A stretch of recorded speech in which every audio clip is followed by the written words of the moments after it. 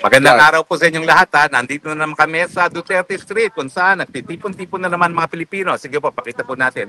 Alam niyo po, mga 4 na araw kami hindi nakapagtipon-tipon dahil sinarado po itong lugar nito dahil sa NATO. Ngayon wala nang NATO, balik na naman tayo sa Duterte Street. Atin na naman ang Duterte Street. Yeah! Ang street para isigaw na Duterte! Duterte! Duterte! Duterte! Bring him home! Bring him home! Bring him home! Bring him home! Well, alam niyo po, ngayon narito tayo sa Duterte Street. Abay, meron tayong dalawang kababayan. Mainit-init pa, kakalanding lang galing sa Saudi Arabia. At siyempre, sila yung kaunaw ng Pilipino na nakausap ko mula nung tension sa Middle East. Ito po, dalawa po sila, no? Pareho po silang flight attendants. Swerte, no? Lahat ng sweldo, no? Anyway, ano pong pangalan ninyo? Jane. Jane and Dada po. Dada. So, kayo po ay isang British airline ang pinapasukan nyo sa Saudiya. Sige na nga, advertise na natin ang Saudiya dahil ang gaganda niya naman. Lapit ka naman Lapit dito. ka. Hindi naman ako kakagat. So, alam niyo po kayong kaunaw na mga Pilipino na nakita ko mula nung tension sa Middle East, no? Nasaan po kayo nung nagkaroon ng putukan, no? Ako po nasa bahay kasi days off ako. Okay. Days off ako for 5 days. So, nakaabang ako sa CNN, sa news, para malaman ko kung ano nangyayari pala. Pero dun po sa Saudi Arabia, wala bang alarm na sinabi na may nangyayari na? Or Wala po, pero meron akong friend na Saudi, parang 2 weeks before na nangyari yon. Sinabi na niya sa akin na mangyayari within 2 weeks or less than a week na magpa-fire up ang US sa Iran. wala ang nangyari nga, Israel, tinarget ang Iran. Tapos, bago pa makaganti uli ang Iran, ang US naman, tinarget yung mga nuclear sites. Kayo po, nasaan kayo? Nasa Jeddah rin. Nasa Jeddah rin. So, pareho kayong Jeddah base. Jeddah base. Ang Saudiya ba is based in Jeddah or Meron pong Manila base in Jakarta. and Jakarta base? So, Jeddah, Jakarta, and Manila. So, ano po ang naramdaman nyo? Yung naraman nyo nang nagputukan na naman ang Iran at saka ang Israel? Ako talaga kasi anytime baka noon, pero okay lang naman kasi parang hindi naman makisali yung pinulong namin isa sa gym. Jeddah. Pero siyempre, dahil nandun kayo, may ipit kayo, no? Ano ba ho? Meron ba kayong ugnayan sa mga kapwa Pilipino, sa embassy? Ano po nangyari? Meron din namang mga alert sa mga Pilipino community sa gym. Sino po nagbibigay ng alert na yun? Sa Pilipino, sa embassy. Ganon. By text ba ho yan? Or by... Ano po sabi doon sa alert? Sa ating pagpachat, kung ano mga narinig ng balita. Pero wag lang magbalita ng fake news. Kasi mahirap lang. Now, umabot po ng parang 2 araw ata, no, na maraming airport na nagsarado dyan sa Middle East. Kayo po, sa Saudi, nagsarado ba yung airport niya? Sa Saudi po, hindi. Around Saudi Arabia lang, which is Kuwait, Qatar, Bahrain, and Ang UAE, nagsarado ba? UAE, oo. Sila yung nagsara. Bakit Pero- hindi nagsarado ang Saudi Arabia? Kasi po, ang Saudi Arabia is nakapalibot naman sa kanya yung mga lugar na yun. Sila yung unang nakaharap sa Iran. Sila yung malapit. Kasi ang Qatar kasi ang may malaking US military base Oo. sa Gulf area. Dati target talaga ng Iran matapos no bilang Kasi sila ganti. may malaking Oo. US base na military. Well, sa tingin nyo ba, lalala pa ito or Sana naman hindi na... wala kasi tayong control yan eh, no? At saka Sana parang naman.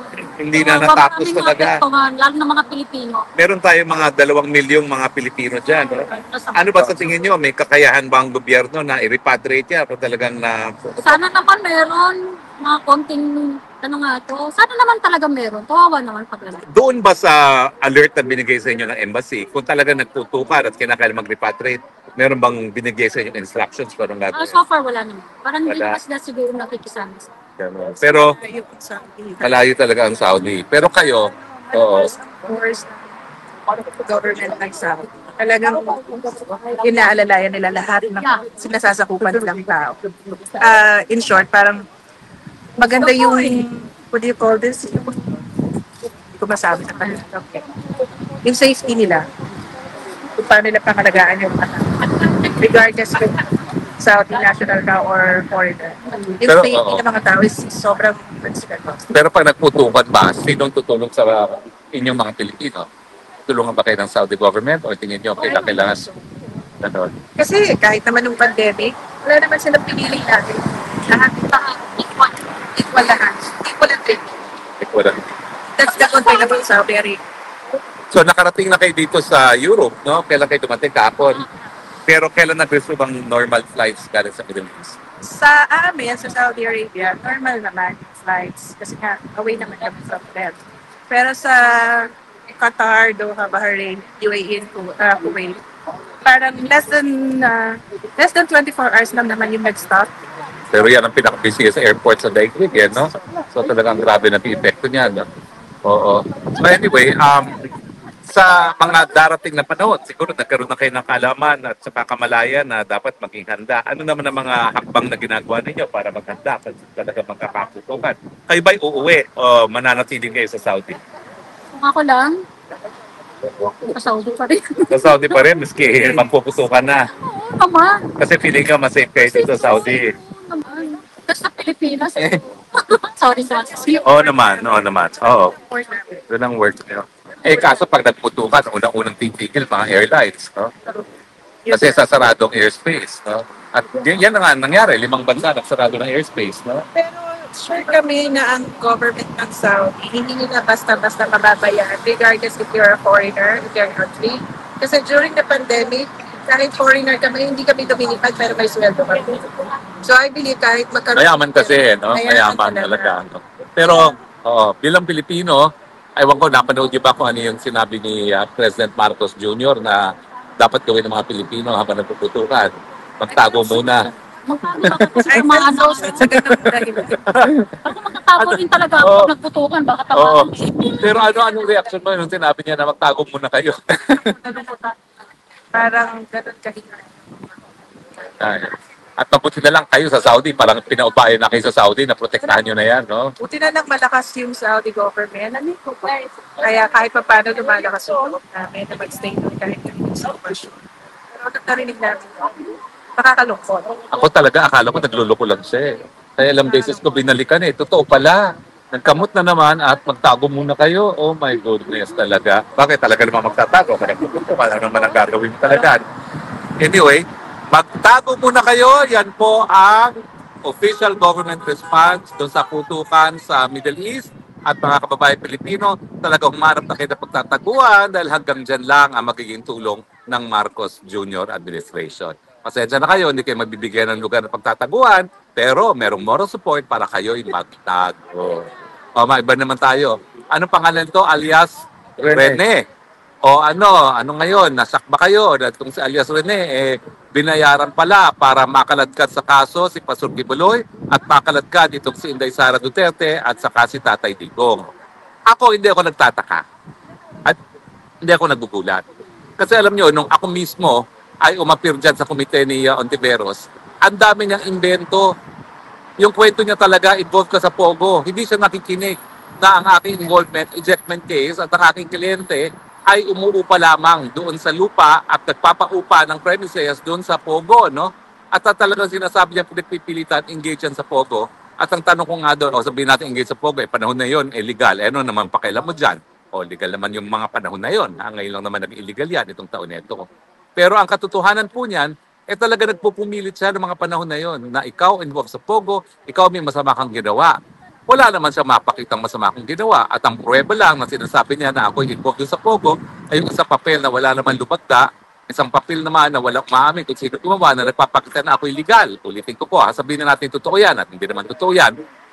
Wala pong masama para maging isang abogado ng kahit anong korporasyon. Dahil ang trabaho ng abogado ay siguraduhin nga ng mga kliyente nila ay sumusunod sa batas. Pero ito po, tignan nyo naman po, non-bailable din ang sinampa kay Pastor Kibuloy.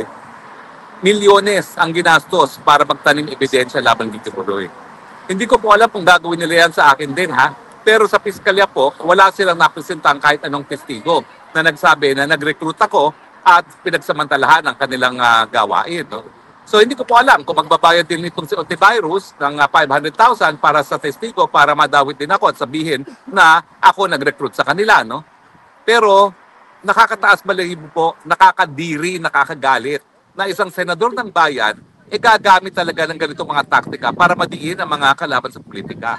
And how dare you use the Senate of the Republic of the Philippines, no, para maging ano tawag dyan, para maging instrumento na gipitin ng mga kalaban ng administrasyon. At ang isa pang nakakasuka, yung talagang lantaran ng sabuatan ng mga dilawan, ng mga loyalista at CPP, NPA, no? Tingin nyo ba, miski kayo'y magsabuatan na yan, makukuha yung suporta ng taong bayan? Nagsabuatan na nga kayo. Ang latest survey, nangunguna pa rin, 33%. Si Inday Sara, kung magkaka-eleksyon na yun, siya maging presidente. At ang pinakamalapit na kanyang katunggali ay 15%, kalahati lamang. Yung tulpo nga, wala na no? Naglao na parang bula, no? So, ibig sabihin yan, magsama-sama man kayo, wala pa rin mangyayari sa inyo dahil alam ng taong bayan na ikaw, by rules, nakakadiri ka kasi madali ka magmalinis. Hanggang ngayon, di mo naman sinasabi bakit bigla ka nanalo nung ikaw ay naging direktor ng PhilHealth at sangkatutak na advertisement ang ginamit ng PhilHealth sa mga panahon na yon. Huwag mo sabihin di mo ginamit talaga ang pera ng PhilHealth para ikay manalo sa eleksyon na yon, ha? Ay, nako. Tapos, ang nakakabuhisit talaga dito sa mga dilawan, akala mo kung sino na sila lang yung malinis. Pero, ang dami naman nilang putik sa mga mukha. O, kita mo itong gawain to. Gawain ba ng matinong tao yan na magtatanim ebidensya, tanim testigo para lang magipit ang isang tao na walang kasalanan? O tapos akala mo kung sinong kami lang ang malinis sa bayan nito, kami lang ang dapat maglingkod. Kaya na-turn off ang taong bayan sa inyo. Bakit pa sumikat si Tatay Digong? Kasi walang kaplastikan. Inaamin niya tao siya, inaamin niya hindi siya perpekto, meron siyang mga kahinaan, ano ngayon? Basta nagmamahal siya sa bayan. Hindi gaya nyo na talagang kami lang ang malinis, kami lang ang magaling, kami lang ang pwedeng mamuno. Ayan, nakakasuka ka. At itong nangyari na ito na meron ng lumantad, nagpapatunay na wala kang karapatan maglingkod. Kaya nga nananawagan ako, kinakailangan mag-file ng ethics complaint dyan kay Ontivirus na yan. Ang sa ganun, masipa na siya sa Senado. Walang karapatan ang kahit sinong nagtatanim kaso, nagtatanim ebidensya, nagtatanim testigo na manatili sa Senado. Dahil ang Senado in the first place, nagagawa ng batas. No? Pangalawa, yung mga investigasyon na dapat ginagawa niya in aid of legislation at hindi dapat nagtatanim ebidensya laban sa mga kalaban sa politika. Again po lilinawin ko, kayo mga dilawan, as exemplified by Risa Ontiveros, sinusuka kayo kasi kayo mapagpanggap. Nagmamalinis. Pero nakakadiri naman kayo. At yan ang pruweba talaga. How dare you? Imagine everything is one statement. Everything is on the basis of good faith na nagsasabi ng totoo. Tapos gagastos ka ng milyon-milyon. Nabuti sana kung galing sa'yo. Galing din sa gobyerno yan. Diyos por santo naman. Kaya naman ang lalaki ng mga budget nyo dyan sa Senado, ginagamit nyo pala sa tanim ebidensya at tanim testigo. No? So yan po ang aking panawagan. Wag po tayong tumigil hanggang ma-expel sa Senado itong Ontivirus neto dahil ang Riza Tanas Ontivirus, yung mga nagtatanim ebidensya, mga nagbabayad to bear false testimony. Alam nyo ba, nasa Biblia yan, bawal. Diba? Isa yan sa kautusan. Do not bear false witness against your neighbors. Pero sila, pasanta-santa, pagudi-gudi, yung pala, ang iitim ng mga budhi. O, di ba? Ay, ano ngayon masasabi nyo? Di ba, nakakasuka naman talaga kayo? So, wag po tayong tumigil. Isigaw natin. Sipain. Palabas ng Senado yung Ontivirus na yan. Ang Risa Tanas, Ontivirus, walang lugar sa Senado. At kung siya ay nag-aambisyon para sa mas mataas na opisina, ay naku po, dream on. Dahil hindi na makakalimutan ng taong bayan ito na ikaw, binaboy mo ang proseso ng Senado. No? Gaya ng binaboy mo ang proseso, nung pilit mo kung dinadawit, na wala ka namang ebidensya sa kahit anong krimen. Wala ka naman napatunayan doon. Ang ginagawa mo lang naman, binabasa mo yung script ng COS mo, maski di mo naiintindihan. O, di ba?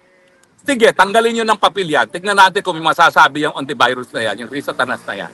Tanggalan nyo ng babasahin yan. Tignan natin kung may masasabi yan sa Senado. Wala. Buti sana kung magaling yung scriptwriter mo, hindi naman magaling yung kilala ko. Nag-estudyante namin yan sa UP Law, no? Kaya nga mediocre ka, kasi mediocre din yung COS. Hoy, at saka COS taga-UP Law ka pa naman, pero kung totoong paratang na ikaw ay naging instrumento para sa false testimony, naku, mangalabot ka. Si Ontivirus, hindi madidisbar. Ikaw, pwede ka madisbar dyan. Under oath. Si alias Rene, under oath yan. Although, alam na niya na nagsinungaling na siya, Pero ngayon at least, tinutuwid niya ang pagkakamali niya na pumayag siya na magsinungaling para sa'yo. Risatanas antivirus. Diba? Ay naku mga taong bayan, mga kababayan, hanggang kailan ba tayo magpapabola sa mga santo santita? Kami lang ang tama, kami lang ang magaling. Mga walang yan naman pala talaga at maitim ang budli. Diba? Kakagalit, dapat lang talaga magalit tayo. Anyway, masyadong mataas ang panghadat ko. Kaya titigil na ako ngayon.